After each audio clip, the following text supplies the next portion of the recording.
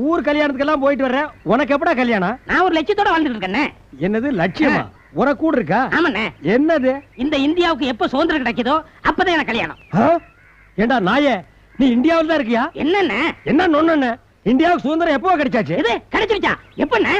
அது ஏதோ ஒரு நாள் ராத்திரி 12 மணிக்கு கொடுத்தாங்க போல இருக்கு. என்னண்ணே அநியாயமா இருக்கு. நான் தூக்கி கொடுக்கும் போது சுதந்திரத்தை கொடுத்தா எனக்கு எப்படி தெரியும்? இவர் பெரிய கவர்னர் ஜெனரல். இவரை தட்டி எழுப்பி இந்தியாவுக்கு நாங்க சுதந்திரம் கொடுக்கறோங்கோ சுதந்திரம் கொடுக்கறோங்கோ கூவி கூவி கொடுப்பாங்களா? நாயே 50 வருஷம் ஆச்சு கொடுத்து இப்ப வந்து பழைய தோலை நாய் கடிச்ச மாதிரி கடிச்சிட்டு இருக்கான் பாரு. அப்போ நான் பிறக்கிறதுக்கு முன்னாடியே கொடுத்துட்டாங்களா?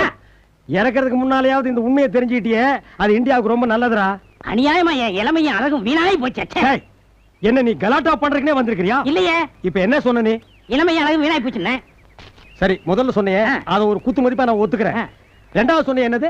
அழகு. வெட்டு குத்து நடந்து போயிரு. முடிய சிறைச்ச கரடி மாதிரி ஒரு மூஞ்சியை வச்சுக்கிட்டு அழக பத்தி பேசுற நீ. சரி, அதை